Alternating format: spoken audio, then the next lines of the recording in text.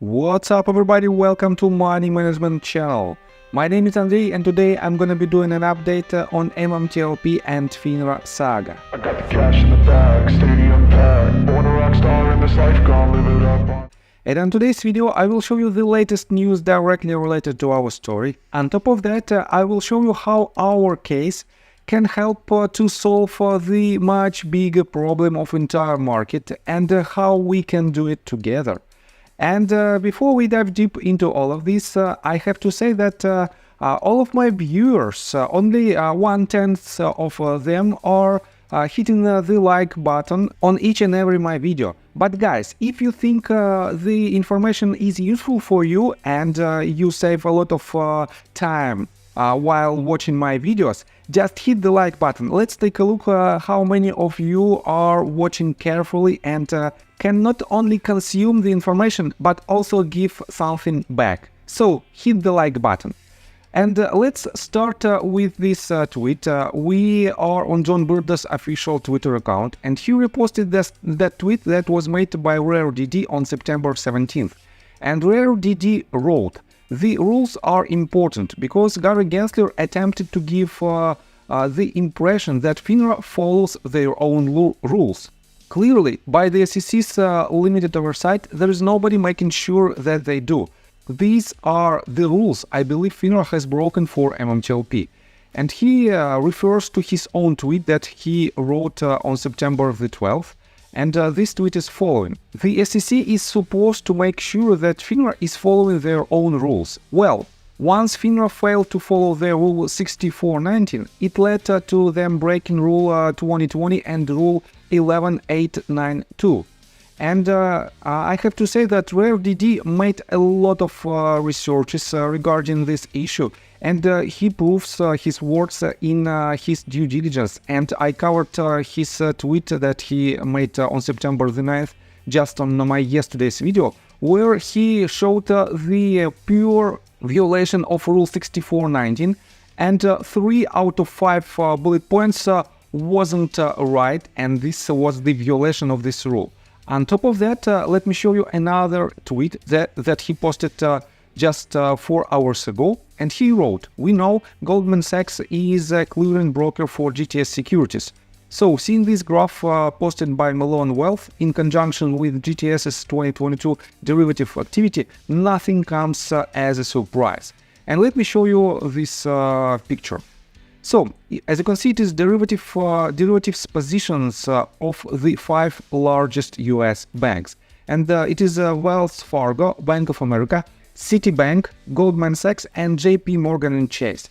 And as you can see, these charts are quite different because Goldman Sachs has the highest highest green bar, and it is the ratio between total derivatives and total assets. And as you can see, total derivatives represents by blue bars, and total assets represented by orange bars. And the highest ratio, where derivatives are much higher than the total assets, on the Goldman Sachs bank.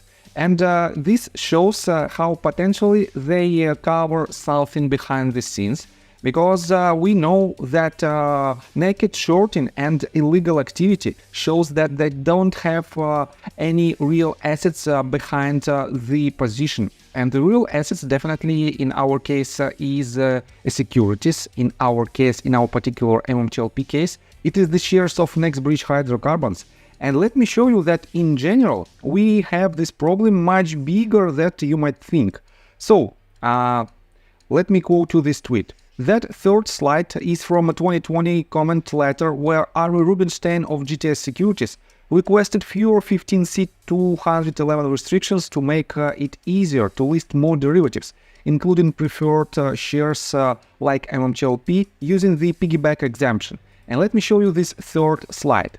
And it suggests the piggyback expansion. Importantly, there is room to reduce the burden of Rule 15C211 by expanding the criteria for the types of securities which would be eligible for exemption from the rule, allowing market makers to quote immediately without diminishing investor protections. And for example, he said this: additional classes of shares if primary shares are listed on the US Securities Exchange. Next one, derivative securities such as warrants, rights, units, contingent value rights, preferred and convertibles if the primary shares are listed on the US securities exchanges. And these derivatives are crucial for GTS securities because through these tools, Goldman Sachs and more importantly GTS securities were able to short the stocks of different companies, to illegally short these stocks. And guys, if you don't know, GTS Securities and Concord are two companies that allegedly made MMTLP shares tradable back in 2021. And this problem is really huge. On top of that, I have to say that this data is only, let me show you right here, this data is on the tip of the iceberg. And let me show you the tweet that was reposted by Hamshort Killer. And the original tweet was made by Crystal Ball. And he wrote, overseas shorts are not included in the FTD total. The real number of AMC and naked shorts is way higher. They are all hidden in the Duck and Cayman Islands and other tax and reporting haven/shelters. And he refers to his own tweet that he wrote on January the 5th, and he said, under FINRA 4560, firms not required to report short interest positions held overseas at separate legal entities. Subsidiaries are separate legal entities. So, all of the hundreds of Citadel and Goldman Sachs Cayman subsidiaries are exempt from reporting short positions. And this is really huge. This means that this information is just a tip of an iceberg, and Goldman Sachs potentially involved in this process of illegal activity on the market. And guys, how it is even possible? Definitely it is the laws that help these companies to perform their illegal activity. And let me show you this tweet. Politicians shouldn't profit from public service, period. The Biden family sold off our foreign policy interests to make their family rich. But the ugly truth is that the establishment GOP isn't much better, and that's why they won't really go after it. And this tweet was reposted by Anna, and it was written by Vivek Ramaswamy, and he is a US presidential candidate. And what is he talking about? He's talking about the involvement of politicians into this process. And let me show you how big this problem is. Unusual Whales 19 hours ago wrote this tweet. Good morning to everyone, but especially those pushing to ban politician trading. And Unusual Whales refers to its own tweet that was published on September 15th. And it says, breaking, Rouhani has introduced a new reform plan that bans stock trading for Congress plus spouses. Second one, bans Congress from lobbying after. Next one, 12-year limits for Congress. And the last one, ban lobbyists plus PAC's donations. He directly mentions Unusual Whales' work in fighting corruption. Let's go. And guys, this problem is really huge. Let me show you this screenshot that was made by Unusual Whales back in the beginning of this year on January the 3rd. And he wrote, breaking, I have just released the full trading report on politicians in 2022. Despite 2022 being the worst market since 2008, both Democrats and Republicans beat the market. Many politicians individually beat the market, and many made unusual trades resulting in huge gains.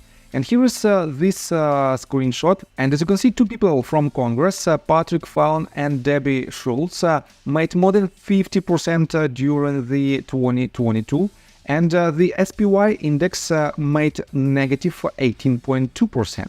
So how it is even possible? Definitely, I don't want to say anything about this performance. As for me, I can basically achieve the same results and even higher, but I'm not an investor, I'm a trader. And my experience is completely different than their experience and their strategy. That is why we have to solve this problem, because this problem is huge. And to know more about the capital trades, you can use the same website, capitaltrades.com. And you can see that for last 30 days, we have 221 trades, and it means more than 7.3 trades per day from Capitol Hill. And if we switch to 3 years time frame, we have 40,326 trades. And guys, this is really huge. I don't want to say that every one of these trades was made illegally using the prohibited insiders information, but definitely, potentially, some of them might be made with this information. And this might be not so favorable for the broader audience and for the market in general. That is why we have to stop it. And how we can do it? Definitely we have to solve our problem, because everything is in a very close relationships between each other. You can see that GTS Securities and R. Rubinstein involved not only in the process of trading MMTLP shares, but also in other securities that was basically nakedly shorted and that was attacked by these illegal actors. So I think that's all information that I want to provide you. If you like my video, please hit the like button, subscribe to my channel, share this video with the friends and family, and drop me a line in the comment section if you think my videos are valuable for the community. So, see you guys and girls next time. Bye! I got the cash in the bag, stadium packed. Born a rock star in this life, gone live it up on the attack. Baby, I'm bad, I just want